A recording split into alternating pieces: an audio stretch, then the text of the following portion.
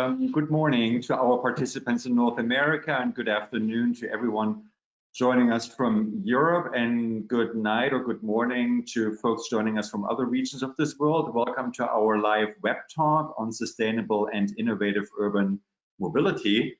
My name is Peter Rosenbaum, and I'm the Executive Director of the University Alliance Ruhr office in New York. The University Alliance Ruhr is a consortium of 3 German universities, Ruhr University Bochum, TU Dortmund University, and the University of Duisburg, Essen.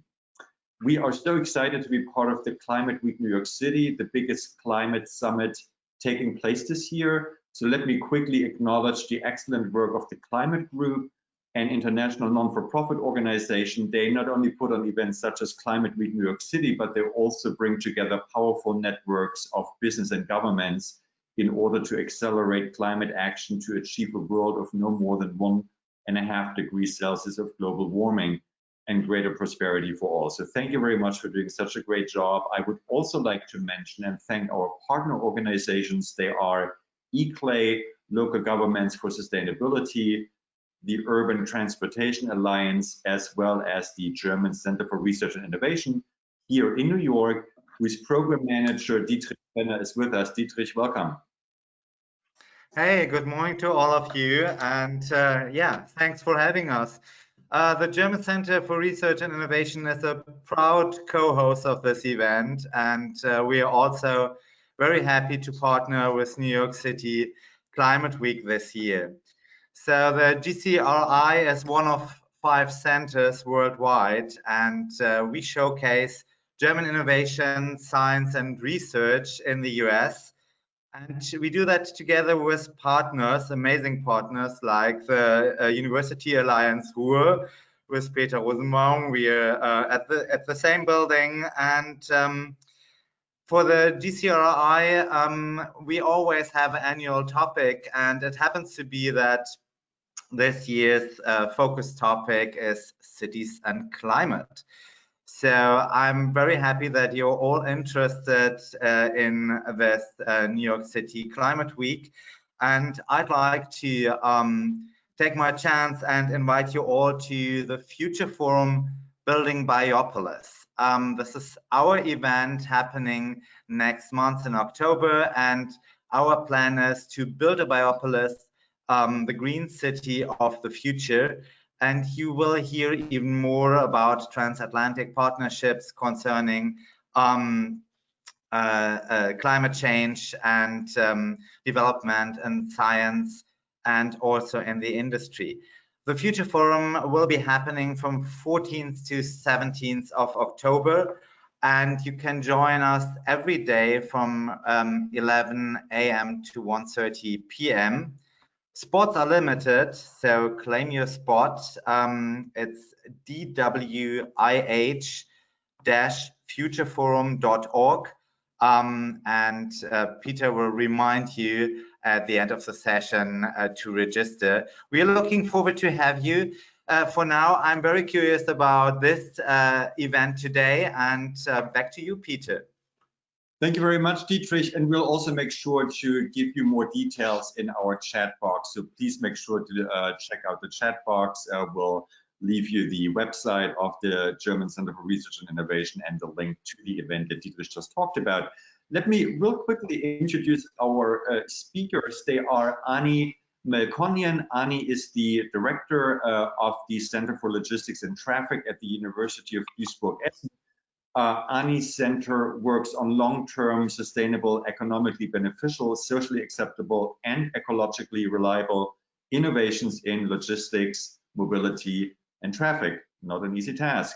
Ted Blazer. Ted is the Vice President for Urban Development at Doppelmayr USA. Doppelmayr is a family-owned company and the market leader in roadway engineering, with about 15,000 roadway installations in about 95 countries on 6 continents, and Doppelmayr has branches in 50 countries. Last but not least, Alexander Mirescu. Alex is the Chief Resilience Officer, founder, and CEO of Resilient City, and he is also a fellow at the World Economic Forum for their Healthy Cities and Communities platform. At Resilient City, Alex and his team advise cities and communities, and they do research on resilience and risk reduction, as well as risk-informed and risk-based governance. Thank you, Ani, Ted, and Alex for joining us today and for introducing us to sustainable and innovative urban mobility solutions. Before turning it to Alex, let me remind everyone to please use the chat function for questions and comments. We'll try to fold your questions into our conversation, or at the very least during the Q&A. If we won't be able to answer all of your questions, my apologies, but we will provide you, and I just did, with the email addresses of our speakers in the chat room, so you can reach out to them if you have any further questions. So thank you very much for joining us today. Thank you very much to our speakers and our partner organizations. And without further ado, Alex, the virtual stage is yours. Well, good morning, everyone, or good afternoon, good evening to everyone, and thank you to Dietrich and to Peter, and also our friends and colleagues at ICLE and the German Center for Research and Innovation and the Universitätsallianz Ruhr. It's a real great pleasure to be part of the New York City Climate Week in a year where we could say that we've experienced some really serious and profound questions and challenges to the nature of cities and what happens within cities, whether it's public health or moving people, or how we approach questions of risk or green spaces.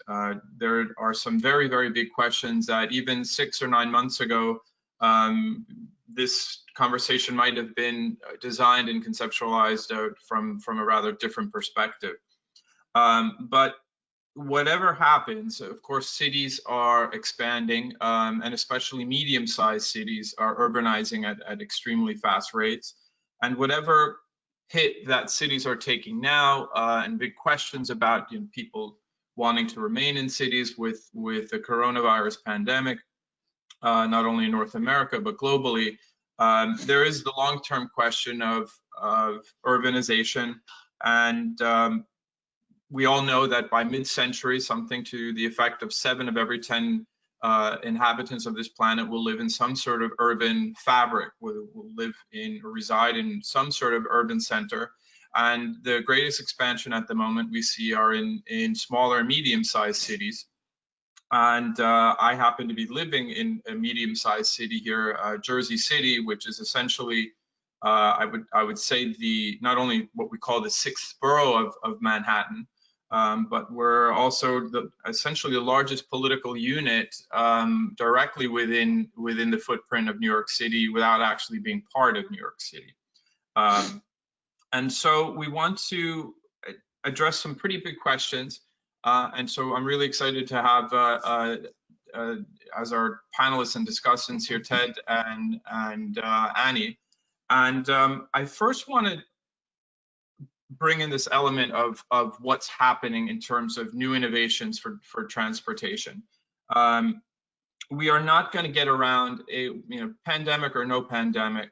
We're still going to have to deal with questions of moving people. We're still going to have to innovatively engage these topics.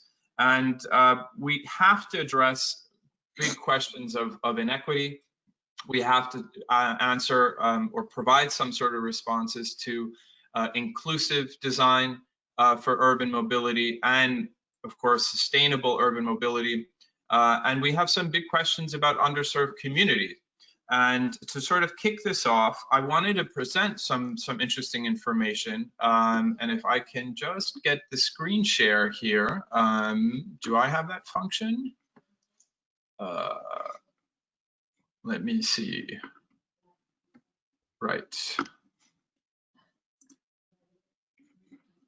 Excellent. So I want to share some data with our panelists and with our guests listening in. Can everyone see this? Peter, can you confirm?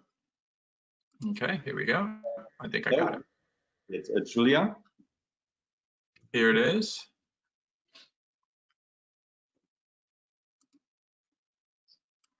Yep. Right.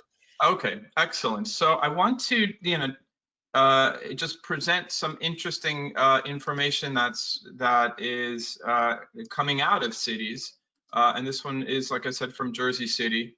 And this is a really innovative intervention that Jersey City took. Of course, we all know that public transportation is both regional and municipal. So there are big questions about responsibilities and where does the authority lie? Does it lie with just a city? Does it lie within partnerships with other cities?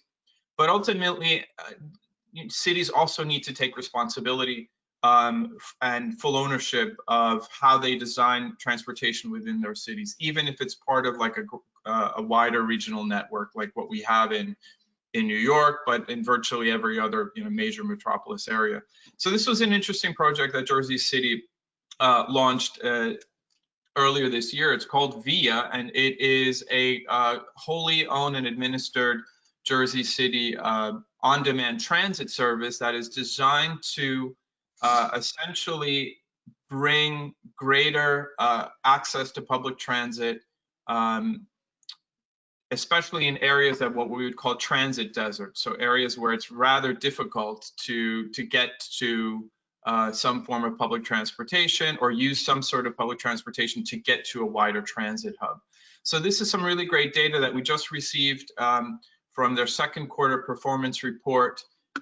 This app-based system had nearly 40,000 rides in quarter 2. Average wait time is 20 minutes, around just under 21 minutes, which is not too terribly off what you would expect on some metro systems, off-peak times. But here are some really interesting mappings that we can see. You can see that if you look here in the southern parts of Jersey City, these are really difficult transit areas. It's tough to access, but when VIA was instituted, we can start to see that there are some nodes here where there was greater service. People were starting to access this system, and you could clearly see that we can make a connectivity correlationship here. These are the major Port Authority transit hubs. Here there are ferry services, and this is the PATH metro system that connects via subway to Lower Manhattan, which you can see here. This is the Journal Square area. This is the Grove Street PATH station, and you can see that we're starting to overlap public transportation in areas that already have pre-existing service, but also addressing the transit desert issue.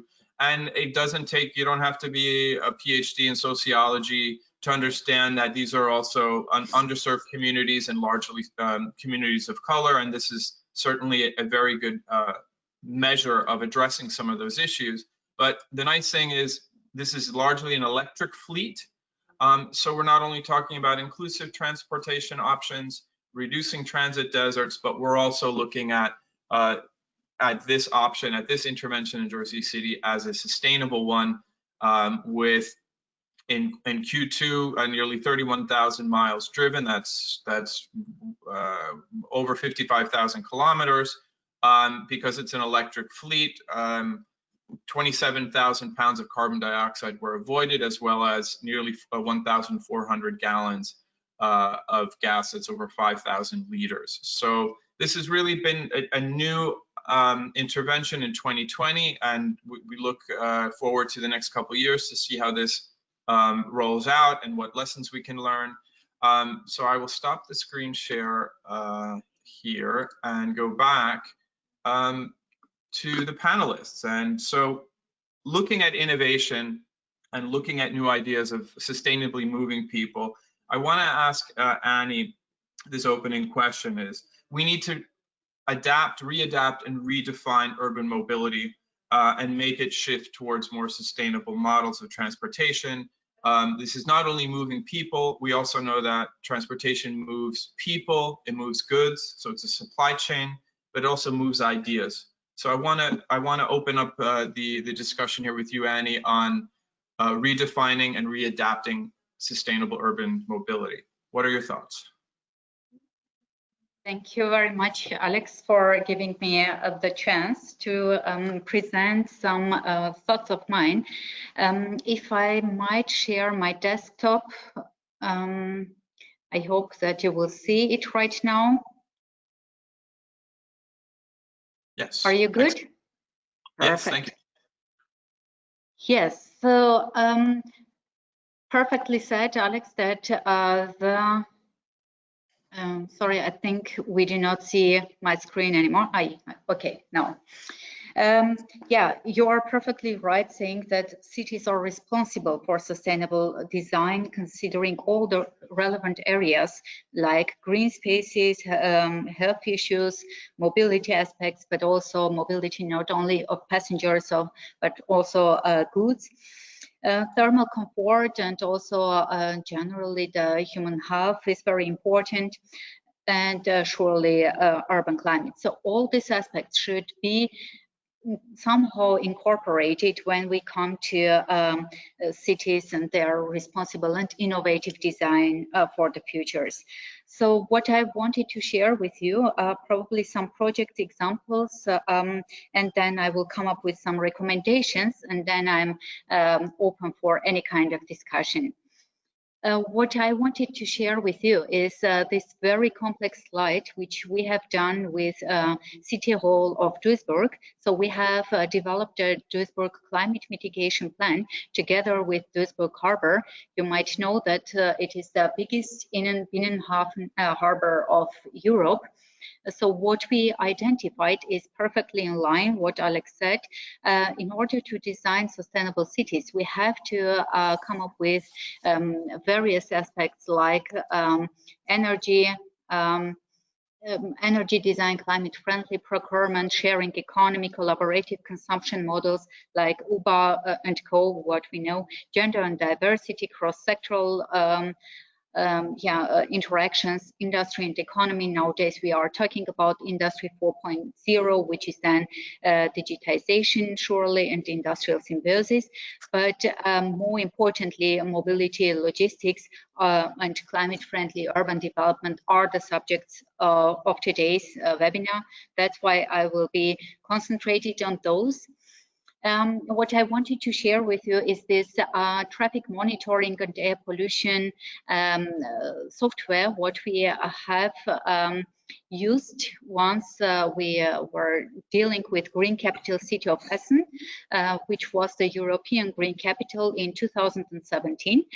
What you see here is the simulation, first of all, of traffic agents.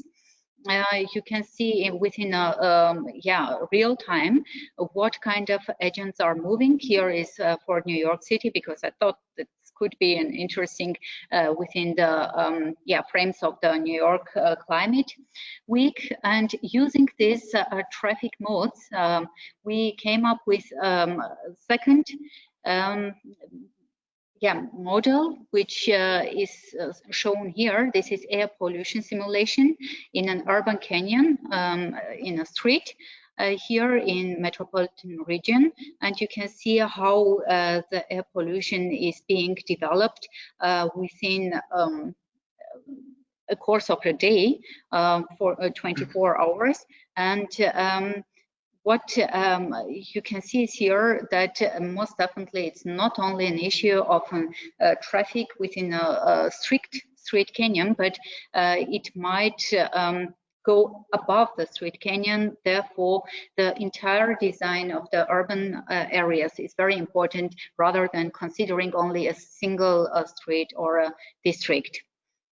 So bearing this in mind, we can go further, and the second aspect I wanted to share with you is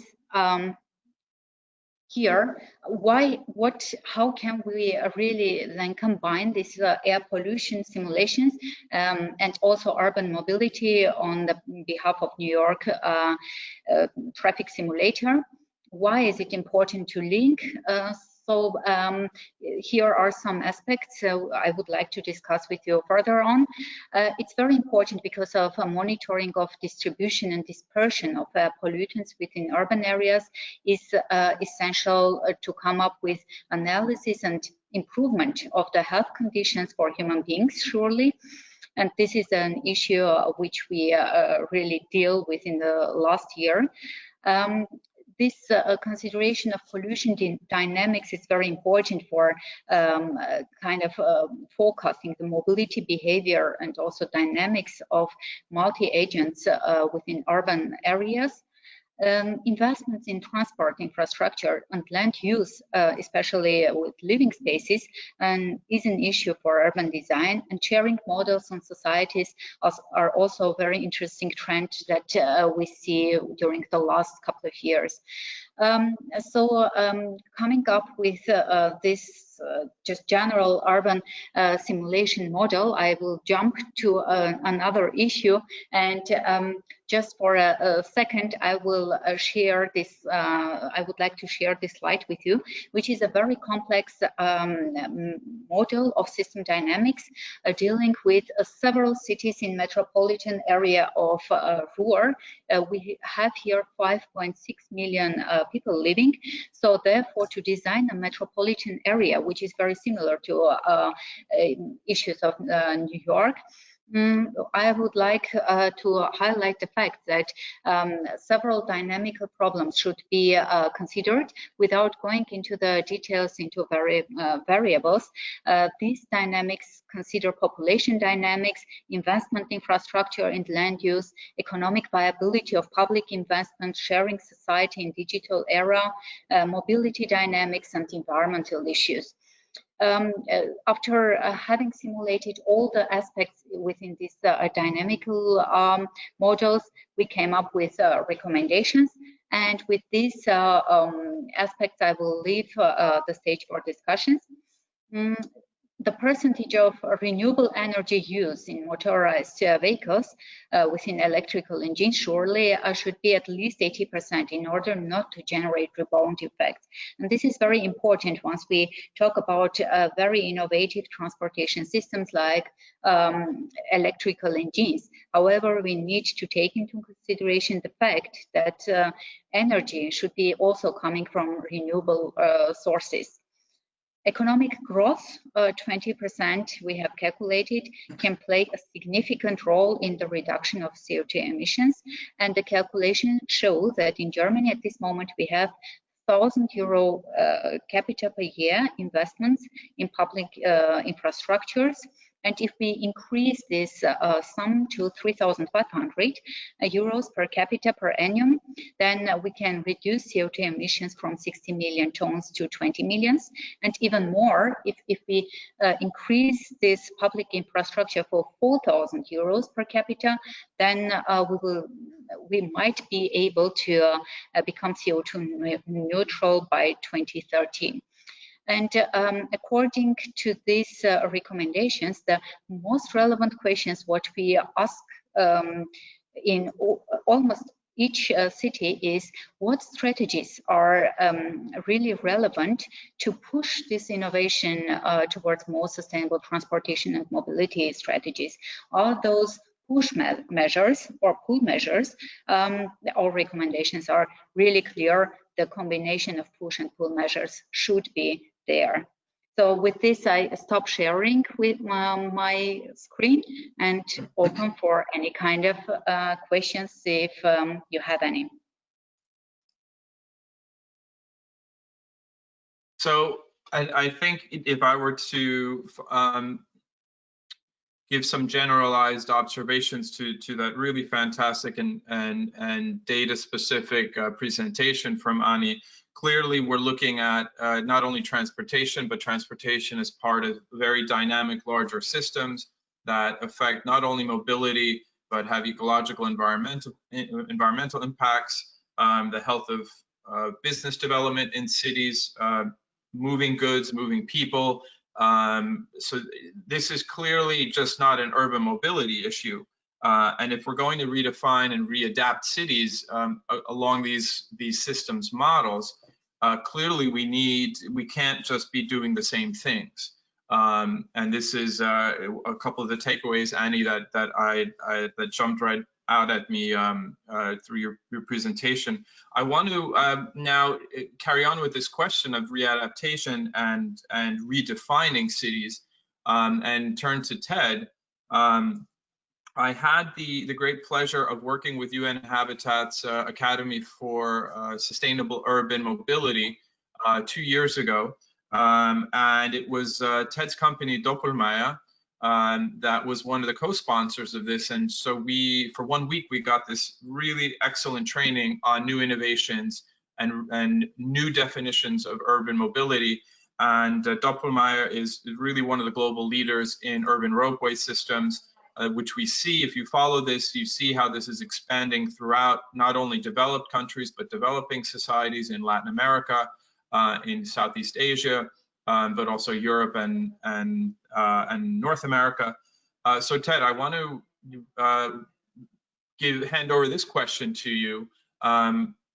Redefining and adapting urban mobility. Talk to us about that. How does Doppelmayr see that role?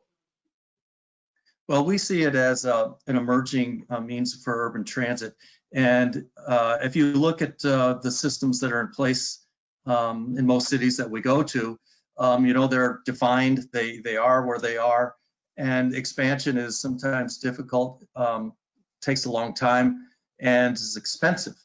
So we have systems that most people are used to seeing them in alpine situations, up in ski resorts where you ski or snowboard, and so you know that what we're building is rugged pieces of equipment that are able to function in severe climates. So now you move this to the situation that we have of the emerging growth, as you mentioned, Alexander, in cities, different types of cities. We expect growth in the future, and the streets are only so wide. There's already so many services that are in place. What is the next solution? What is the next way to be able to move people? Above ground, with our systems, we're able to link, we're able to fill gaps, we're able to go over waterways, highways. It's a way of looking things differently as we look to the future of how we can move large numbers of people in a very cost-effective and sustainable way. So why don't we look at a slide of the network of La Paz, if we can, Julia. And I just want to speak a little bit about that. Is she on the network slide? That's the next slide? Yes, it's coming right up. Yeah, thank you. Okay, so you can see here, this is, it's like if you look at this on a map, you say, oh, well, maybe they're showing me where the subway lines are. Well, that's actually not a subway system. That's an aerial system that's built between communities of El Alto and La Paz. It's moving people from residential areas down into the city center. It's moving people around the city center, and it's so successful. There's 10 lines. There's 31 kilometers of the system, and it moves in the last 5 years. It's moved 247 million people with a peak day of over 500,000 people in one day, and it averages around 300,000 people a day. So what they have adopted here is it's a way to add on to their existing systems, but they've done it in a sustainable way. And if we could go to the sustainability slide, I can talk a little bit about that as well.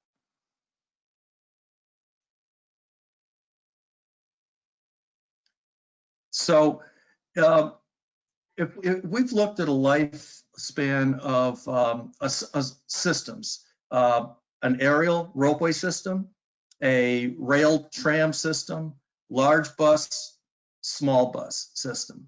And we, over the lifespan of that, the life cycle of that, let's say it's 30 years, 82% of our operation is during the period when we're operating it from, cradle to grave.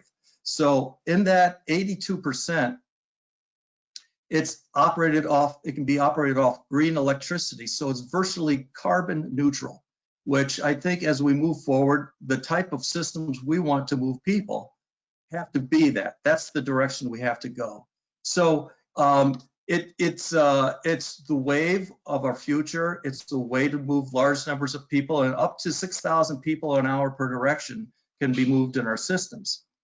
The important thing also is that socially, they have really helped people. Alexander, you've talked about people in needy areas that need certain types of transportation, affordable transportation, to get to the services they need.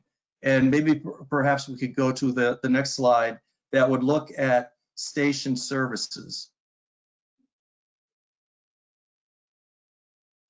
So what you're able to do, it's actually transformative. We're able to move people from where they live down into the urban central section of the city.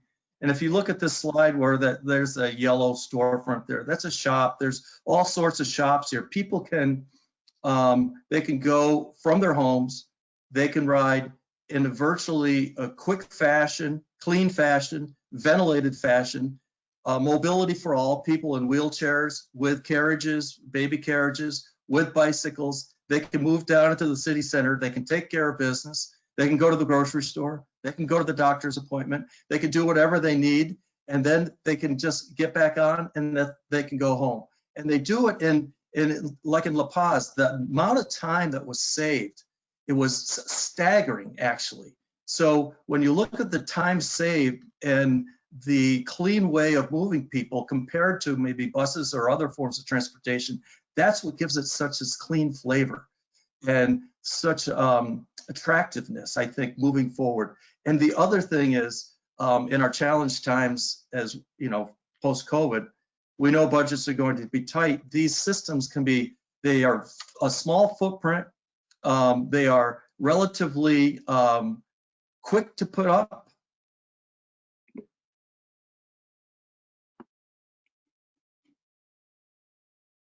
Ted, I think we have some sound issues. Did you go on mute by any chance?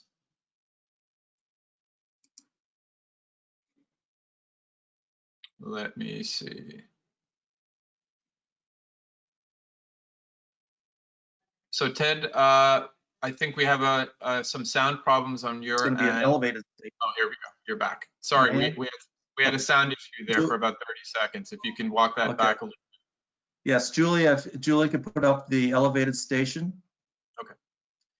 Okay, and to backtrack a little, it's something that we are going to be facing.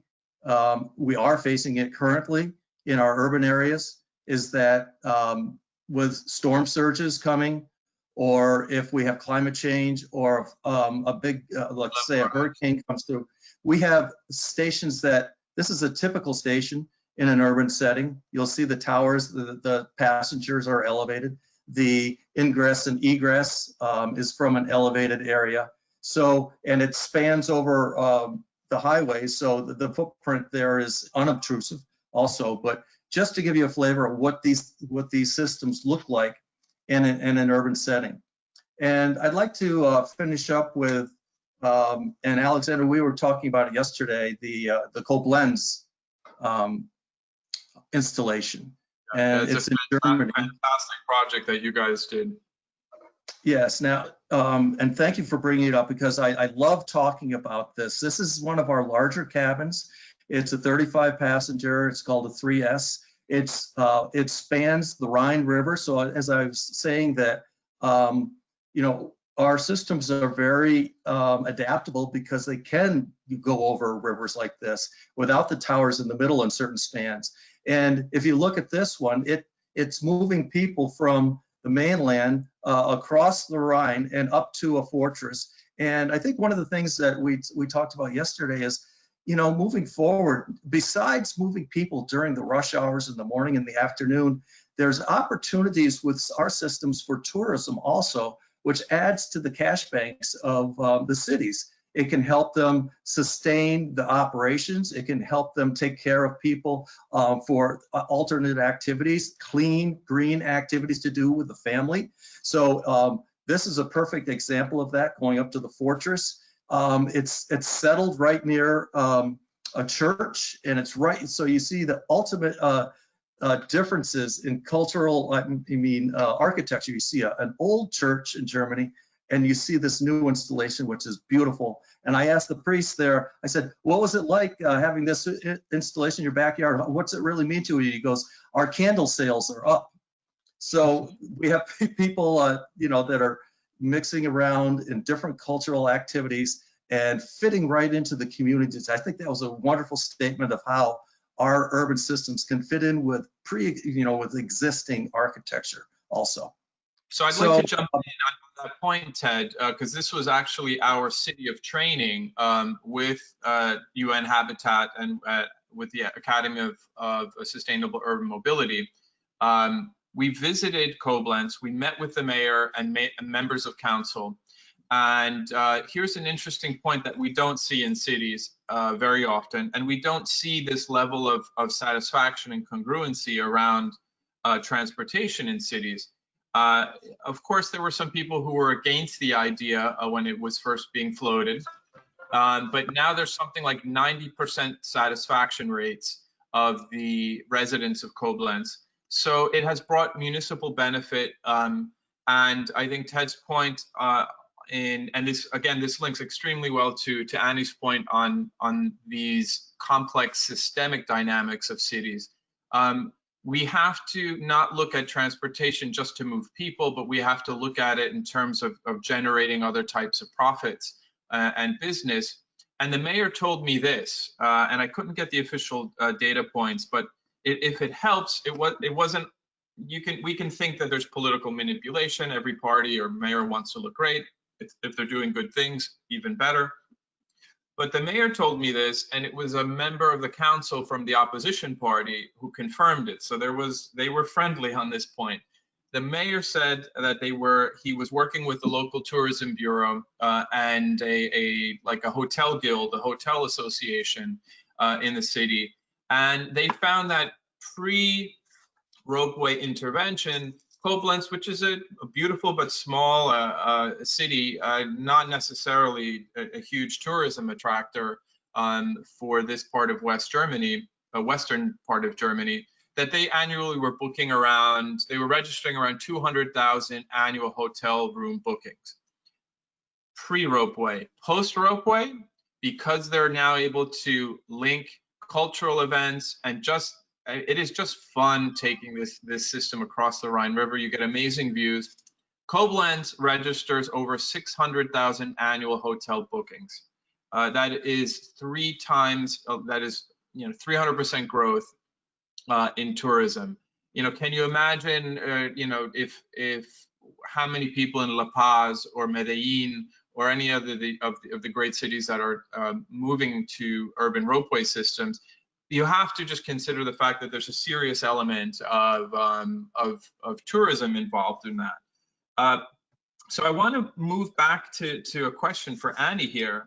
And Alexander, can I just add one thing? Just one thing about the Koblenz system. It was supposed to be put in as a temporary system. This is to sustain what you're saying. It was a temporary system installed in 2012.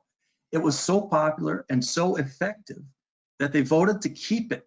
And now we've got an agreement that extends our operation there for another 5 years. So it's become a part of their dynamic community. So thank you for letting me add that. Absolutely, yes, of course. And a final point to that is on the other side of the Rhine River, on where there's this fortress, there is this interesting element when you drop in these. The urban ropeway systems are essentially like vitamin shots into neighborhoods. Like I said, I rode that system, and around that ropeway station, there is now a lot of urban development. There are residencies and buildings and apartment houses that are going up there or within a few hundred meters walking distance. And so it has really created this interesting economic development aspect that is tied to public transport. But I want to go back to Annie, and of course, the big question that we have in the room is public health and urban development, and the mapping that you showed on heat and air quality.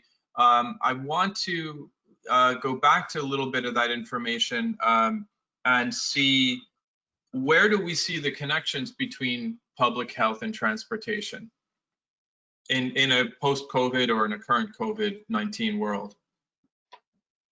Yeah, thank you very much for the question, Alex. Just one comment, if I can comment on Ted's presentation. It's really fantastic, and we love, as Germans, we love this Koblenz system of transportation. Indeed, it's not only NO2 neutral, and this is obviously one of the biggest benefits, but what we are facing at this problem is, at this moment, the biggest problem is actually the use of urban areas and the spaces. Yeah, so electrical vehicles are actually not solving this problem, which can be solved by your system. And this is a really perfect solution for us. Yes, back to your question, Alex, about COVID or post-COVID mobility. Yes, there are some big studies worldwide carried out asking the question, what could be the mobility pattern of the future, especially taking consideration of COVID-19, and many studies confirm that the private transportation will not be the case in the future, which actually is not the case in the USA. We have checked the data, and we have seen also that the car or private car sales have dramatically increased, and surely this is acceptable or understandable that people do not want to share the public transportation in the pandemic. This is one aspect, but on the other hand, surely we see that the working patterns are really getting much flexible. So in this case, we could drastically see in Germany that the mobility in total has decreased because of surely the less traffic or commuting aspects, which has always been the case or the biggest issue in Germany. Many people, as you know, live in one city and commute to the other city. And nowadays, COVID has shown to us that this mobility is not really necessary to be successful in working. So those are two effects which at this moment are really difficult to say how the mobility of the future would look like in post-COVID. If I may add one comment also, what is relevant for human health in urban areas. Surely it's not only the air pollution from NO2 or PM10, but also, as shown in my slides, it's also thermal comfort of the people with related to urban heat island, exactly. And for this design of the green spaces, and most definitely, importantly, also the access of population to these green spaces is very important. We have conducted a query with our citizens asking, actually, we know that capital city of Essen is green, and really it is green with many water resources and also green spaces. However, our queries have shown that the citizens are not really satisfied living here. Why? Because they do not have the access to this. Yeah, so coming to the urban design is not only to put green parks in rich areas or water bodies in rich areas, it would not really help the entire urban population. Segregation and gentrification. You see some global cities starting to mandate like a 400-meter principle, that every resident should have access to some sort of green space or park space within 400 meters of their residence. I want to bounce the question back of public health to Ted. Thank you, Anna, for your thoughtful comments on this. And I love that you brought in this question of the risk. You know, we've kind of flirted with the topic of sea level rise and storm intensification, but really the big problem now is air quality. Look, flooding and sea level rise, that's going to be with us for many, many decades if we don't sort these things out and redesign our cities based on risk. but certainly urban heat is going to be a major risk factor. Ted, on public health and transportation, having ridden some of Doppelmayer's systems, you know, and someone who regularly or used to regularly take the metro system in New York or Berlin, London, or other cities, you look at the, you know, the carriage numbers in a city like New York, where literally a few hundred people might fit into one metro carriage. People are not taking the train, not because they don't want to, but they're afraid of infection. I look at the cabins and the adjustable sizes. I think you can go from like 6 or 8 to, you know, very large tram systems with Doppelmayr. How do you see, you know, I just think of those sizes and think like, are infection rates potentially lower when you have these, you know, these smaller spaces, but that are moving very regularly? I'd like to get your impressions on that. I think one of the drastic differences between the carriage sizes you're talking about and our system is, first of all, there's a constant queue movement with ours. You're not going into a location, standing and waiting for 12 minutes for the next carriage to come, whether it's a bus, small bus, tram with rails, or a subway. Our system, it's constantly moving.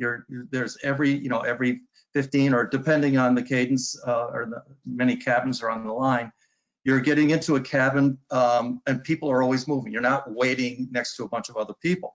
The other thing is that when you're in the cabin, and depending on the size, you're either with people you know, or you're in a ventilated, as it moves, there's airflow within the cabin, constant airflow. The other thing is that the surfaces are easily cleaned. They can be taken offline at a cadence that's determined by the operator. So as the system is moving, it doesn't have to stop. The system's moving. X amount of cabins can come off at a time on a different rail. They can be cleansed, or they can be used to put people in with wheelchairs who don't want to go in through the normal cadence. But so those things are all possible with our system. I think for public health, ventilation, constantly moving, easily cleaned. And I think that's a really excellent point. That is, again, like the climate risk questions, the public health risk questions are going to be accompanying us on the journey into the future for quite a long time. Even if we get a vaccination in a year or two, but clearly we have to readapt to the current pandemic, and that's forcing us to be more innovative in ideas. I like the fact that a lot of urban ropeway systems, the stations are outside. That means there might be more natural ventilation versus like an underground system where you have hundreds or thousands of people waiting in an enclosed space underground, or in a bus station that's enclosed. We know that these types of, not only COVID, but the flu and other types of colds and diseases are aerosolized, which means the infection rates go higher. So I think that there's a really interesting aspect looking at these new types of innovations. I want to bring back the question, it's sort of my third question here as we get towards the end of our hour here, and it's to Annie here. What does a post-COVID-19 city look like in terms of urban transportation? Walk us through, not 6 months or 12 months. What do cities look like, and what do their transportation networks look like in 3 years, 5 years, 10 years? Can you make a prediction? To me, I would love to have surely more sustainable transportation systems like Ted has presented. It's really a fantastic solution. I really love it. What I see at this moment, we have this, I would really like to use this word history, or really very aggressive way of expanding cycling networks, which is actually really nice, but it is not really helping of long-term vision of urban mobility and transportation, because except moving ourselves, we really need also to move some goods, as you said, Alex, and cycling is not really helping. even if we have cargo cycles, because you know of urban typologies and topographies, it's not always possible to use cycling. Coming to public health issues, I would really love to see people more walking, and this is another direct effect on health, pedestrian spaces or pedestrian access, traffic-free areas.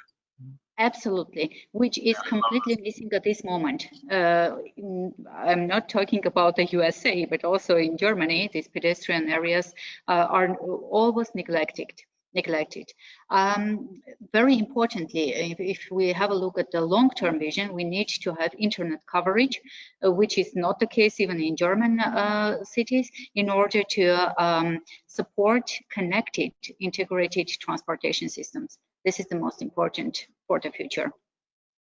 Interesting point. I love your observation there on cycling as an option. Two things come to mind. Firstly, and I love that you started off this conversation with a systems approach. There is never going to be just one silver bullet to solving the question of urban mobility. We have to look at pedestrian spaces, cycling. We definitely have to look at metro buses and light rail systems, but definitely we have to be considerate of these innovations that are coming from companies like Doppelmayr. I want to ask that same question to Ted now. Where do you and Doppelmayr see urban mobility in a post-corona world in 2 years, 3 years, 5 years, 10 years? I think a couple things. Smart solution-based installations is how I see it, and an example perhaps would be our Portland, Oregon system, where it fulfilled. Oops, I think we lost you there. Let's see. We dropped out. Yeah, you dropped out for a second there. Let's see if we can get you back online. Okay, can you? No, we dropped. Maybe it's your headphones. Okay, no. It's out. Oh, yeah. Smart solution based. So like Portland, Oregon, where it's actually linking rail lines with the ability to go up to the business area. It's and to businesses, a hospital, right? Doesn't it link to a hospital? To the hospital, but also to Annie, the cyclists, they come there. There's a huge amount of bicycles at the base of the tramway, which means so you're integrating different kinds of mobility with solutions to get to another area. And the other thing I think is that we will see wanting to get transportation to green areas for families to go to people to be able to get out of the urban areas. And with short lines, in some cases, it doesn't take very far to get to where there's green areas. And I see that as part of mobility moving forward post-COVID as well. So let me just wrap this up real quick. I got a quick question actually from the audience. Ted, back to you, back to your solutions. Would they work in cities like New York as well, particularly if we think of the Roosevelt Island tram idea, for example? Could you see systems like the ones you were describing expanding in places such as New York? Absolutely. And I will say there's multiple discussions in the New York metro area for different kind of solutions to transportation needs, and they're ongoing and they're current and active right now. As I've got 45 other contacts within cities around the country as well. But actually New York City is a hotbed for this right now and finding some solutions. So I'd like to wrap it up just with a couple thoughts here. And I think it's the last two observations from Annie and Ted here. We're not talking about a horizontal landscape of solutions or interventions. We're actually talking about layers. So dropping in an urban ropeway system into a neighborhood will have a horizontal effect in economic development and better air quality. I've seen numbers on crime dropping. I've seen numbers on unemployment dropping. But when we look at it from Annie's perspective, we can use urban mobility to solve other problems. We can layer it to and have it connected. This is, I think, what we call multimodal center. So it's not just a metro bus or an urban roadway system that Ted's map showed before, but it could be linked to a pedestrian center, a green space, a cycling, a bike share, or like a city bike, what we have here, system. To finalize, I just want to say thank you to Annie and Ted. This has been a really, really inspiring discussion. And for anyone from the cities that are participated and listened today, I'd like to look at this webinar, this web talk, not just as a discussion, but we're handing you a toolkit.